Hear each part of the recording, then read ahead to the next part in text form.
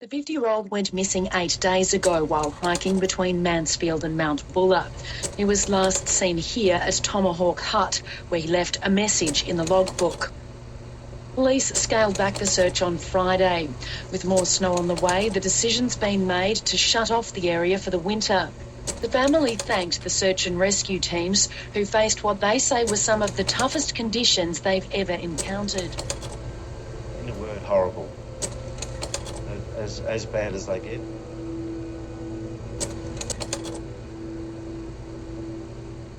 The Australian state of Victoria is known for its varying landscapes that draw nature enthusiasts from across the country and around the world. The state's parks are perhaps its biggest draw, offering visitors scenic hiking trails and some of the best hunting opportunities in the country. Yet while most guests have a relaxing and often unmemorable stay, some over the years have ventured into the wilderness of Victoria and vanished without a trace, never to be seen or heard from again.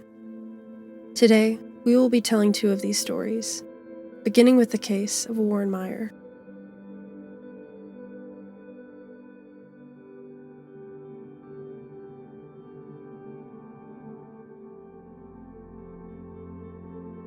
On Friday, March 21, 2008, 57-year-old Warren Meyer and his wife Zanette, or Z for short, packed up their car in the Melbourne suburbs and headed for an Easter weekend trip to Healesville, Australia.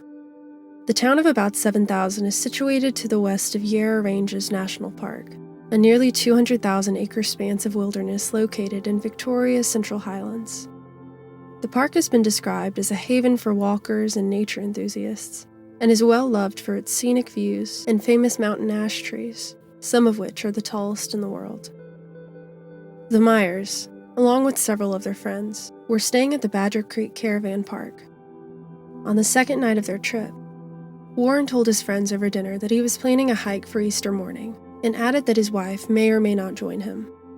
According to his friends, Warren was in good spirits that night, and the group made plans to meet up again for lunch at 1 p.m. on Sunday.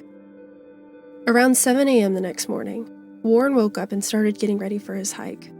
Z had decided at the last minute to stay in, telling her husband that she would meet him for lunch.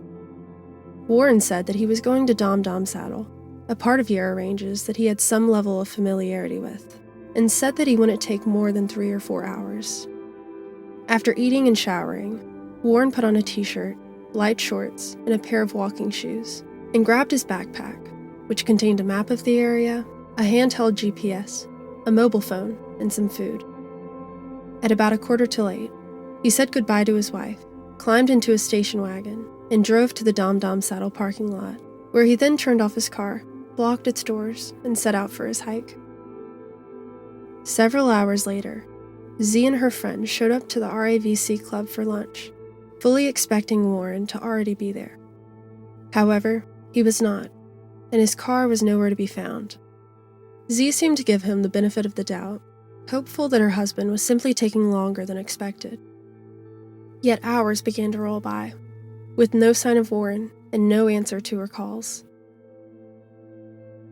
The group had had enough of the waiting by 4 p.m. when they drove to Dom Dom Saddle to make sure everything was okay. There in the parking lot, they found Warren's station wagon, its doors locked with none of his equipment in sight. This is when the fear began to set in that something terrible had happened to Warren, so the group called the police to report him as a missing person and began a search of their own. According to Z, while her husband didn't specify which trail he would be on, there were only 2 that he would have chosen that day. This is because he never tried a new trail alone, and of all the trails originating at Dom Dom Saddle, he had only walked the Monda Trail and the Morley Trail. The Monda Trail is a grade 3, 11-mile hike that takes on average about 5 hours to complete, while the Morley Trail is a grade 4, 6-mile hike that takes about 3.5 hours. It is unlikely either of these trails would have challenged a hiking novice, let alone such an experienced outdoorsman as Warren. The Canadian-born hiker had traveled all over the world and navigated many trails, such as the Kokoda Trail in Papua New Guinea and the Inca Trail in Peru. In 2008, as Warren was preparing to retire from his own successful civil engineering business, he was planning a trip to Tanzania to climb Mount Kilimanjaro. All of this to say, Z did not believe her healthy and active husband had gotten lost or fell ill that day. "It should have been a simple journey on wide-open tracks," she later said. "With warm and sunny weather, it should have been enjoyable." Searches around Dom Dom Saddle began almost immediately, with about 150 people on the ground searching the Monda and Morley trails, as well as the dense wilderness separating the two.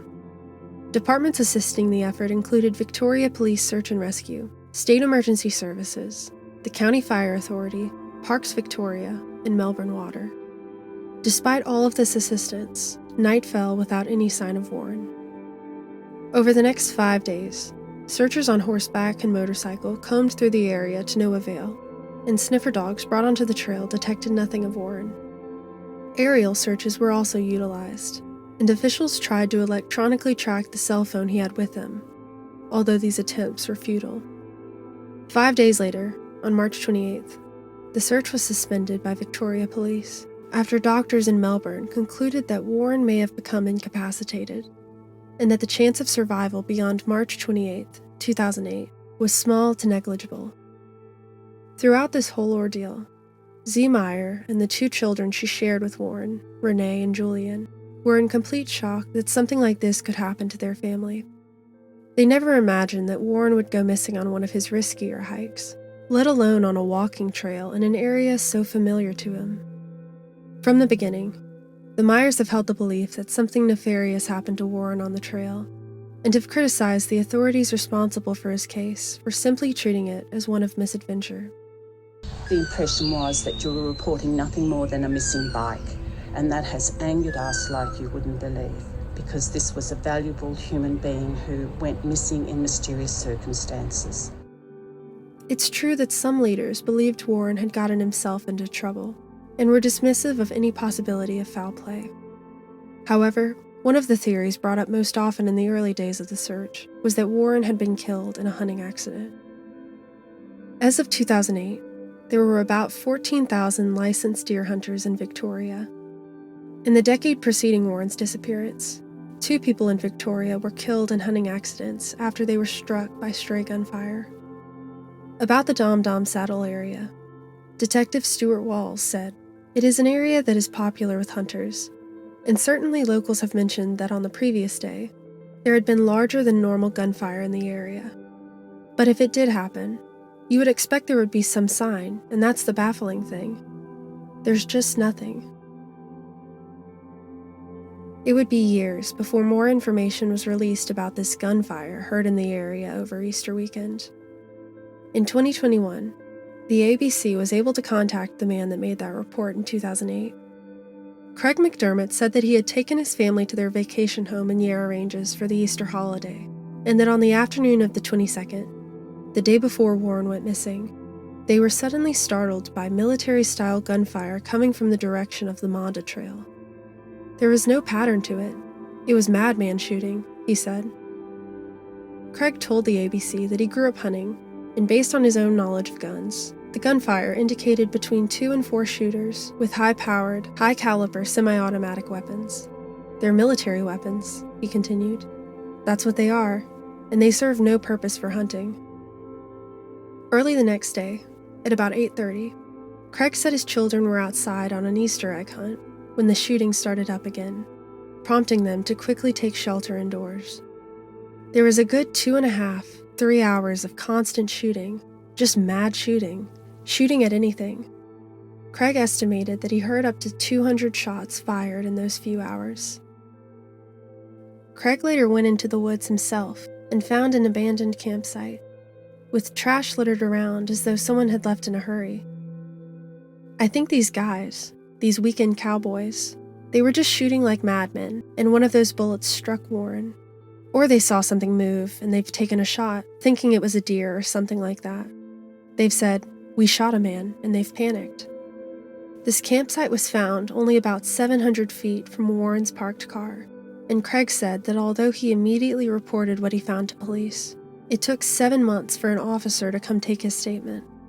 This was the last time police ever spoke to the McDermotts. "I don't think, to the best of my knowledge, they even investigated," he said. While many believed Warren could have been accidentally killed by hunters or reckless shooters, and his body quickly hidden after the fact, Some discoveries made by the search and rescue team showed that something much more sinister could have unfolded that day. In the initial search, 32 large marijuana plants were discovered near where Warren had gone missing. 10 months later, some of Warren's family members still searching the area stumbled across a commercial-sized marijuana crop and electrical leads and hoses near Dom Dom Circuit Road. To many, it seemed plausible that Warren may have gone off the trail that day, perhaps to get a closer look at the trees and other Australian fauna he loved, and simply found himself in the wrong place at the wrong time. This, of course, could explain the military-style gunfire, as well as the total lack of evidence found of Warren's whereabouts. Focus on this theory was magnified in 2015, when it was revealed that police had received an anonymous call the year prior from a man claiming to know what had happened to Warren. The caller told police that 2 years prior, in 2013, he had learned that Warren had been murdered after stumbling onto a marijuana crop, and that his body would never be found, because it was hidden with earth-moving equipment. He added that the family of the man that killed Warren owned an earth-moving business. While this call sparked renewed interest in Warren's case, it is unclear if anything new was uncovered in subsequent investigations. There were two other main theories that caught the media's attention, the first of which involved an escaped psychiatric patient. Not much is known about Anthony Williams, or his escape from the Upton House, an adult inpatient psychiatric facility, but it was reported in his doctor's notes that he was experiencing homicidal ideation around the time he escaped the house. Between March 20th and March 24th, keeping in mind that Warren vanished on the 23rd, Anthony Williams was spotted around Dom Dom Saddle. According to police, a notice was given to visitors on March 28th about the presence of Anthony Williams in Yarra Ranges, which caused a man to come forward and report that he had given Anthony a ride on the 23rd. He said that around 10 that morning, Anthony walked into his camp and asked for a ride to the Shell service station in Warburton. Besides this encounter, and based off of game cameras in the area, it is believed that Anthony Williams was simply wandering around in the general vicinity of Dom Dom Saddle. Police tried to construct a timeline for Anthony's movements, the outcome of which indicated that, for Anthony to have reached Warren that Sunday, he would have had to walk through 5 miles of impossible terrain in the span of an hour. While this conclusion satisfied some, the Meyer family was critical of the police's timeline, citing unspecified discrepancies in their reports. Despite this, police concluded that Williams could be eliminated as being involved in Warren's disappearance. Yet another theory was that Warren had orchestrated his own disappearance. Support for this claim came from a strange sighting that allegedly occurred only 12 days after Warren's disappearance. On April 4th, 2008, a man named Jeffrey Ellis was sitting at a hotel when he saw a man he was sure was Warren Meyer. It is unclear if Jeffrey had any personal connection to Warren, or if he had just heard about his story on the news. He later asked hotel staff about the man in question, and they said that he was speaking German, which, from what I can gather, is not a language that Warren spoke. Despite this, Ellis was sure the man was Warren, and from about 30 feet away, took a picture now known as the Ellis Photograph. This picture has not been made available to the public, but it sounds like the photo was grainy, and Australian investigators wanted to have it enhanced by the McLeod Forensic Center. However, the best enhancement could only be conducted on the original phone, and by the time police requested Ellis's device, he told them that he had gotten a new phone, and the original photo was essentially lost. It should be noted that although this report garnered some interest in the media, the Meyer family does not believe Jeffrey Ellis saw Warren that day, and they wish for his account to be discounted completely. There have been few other leads released to the public, and as of March 2023, it has been 15 years since Warren disappeared. Z, Renee, and Julian Meyer believe that someone out there knows something about what happened to Warren, and hold out hope that one day, someone will come forward and tell the truth of what happened on that Easter Sunday in 2008.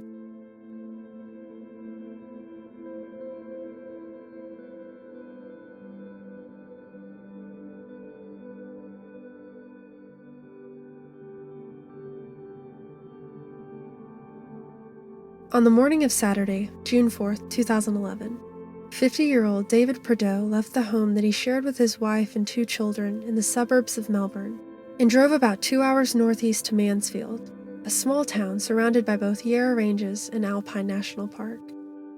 In town, David met with his brother-in-law, Robert Dale, with whom he had been planning this deer hunting trip for about a month.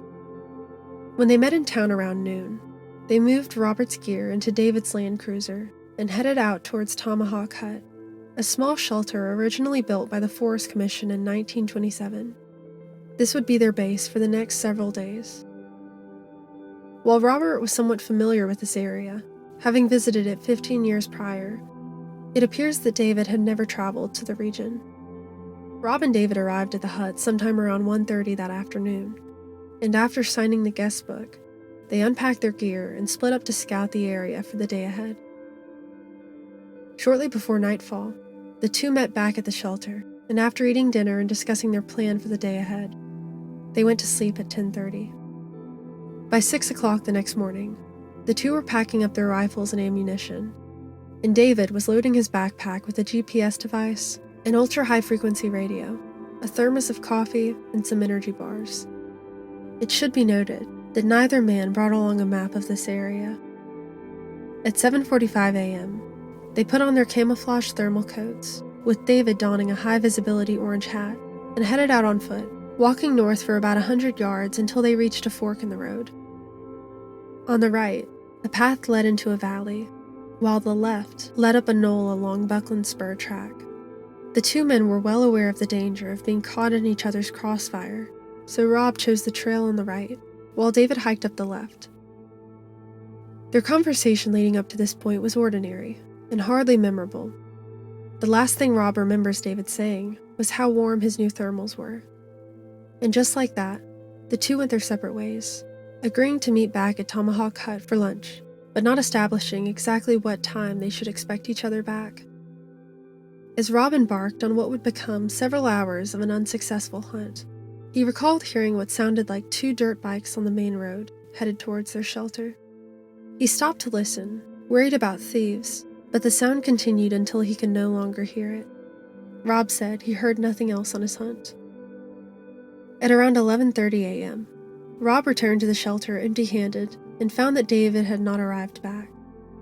This didn't immediately alarm him as he began to make lunch, assuming that David was probably in pursuit of a deer and would return in a reasonable amount of time.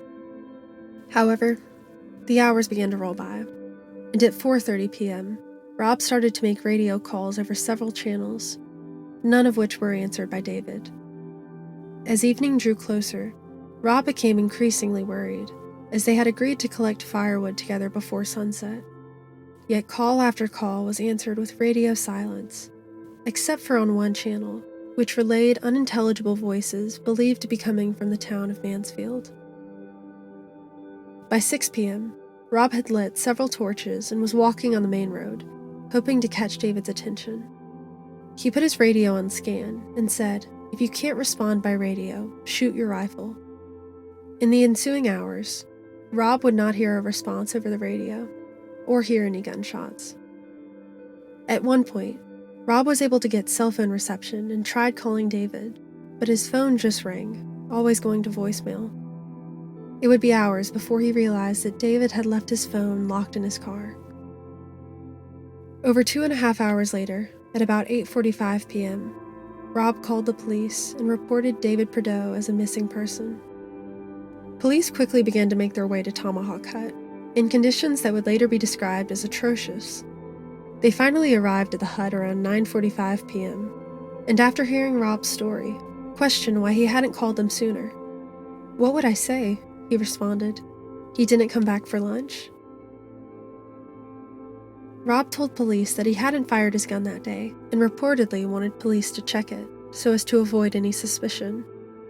However, police decided not to check his gun and instead recommended that he fire it into the air to try and get a response out of David. And this he did, firing it several times and getting no response. The group then began an hour-long search for David, before eventually realizing that they needed more resources and people on the ground. David's family was notified of his disappearance, and a makeshift search effort continued until 4 a.m., while emergency officials organized a more coordinated search effort for first light.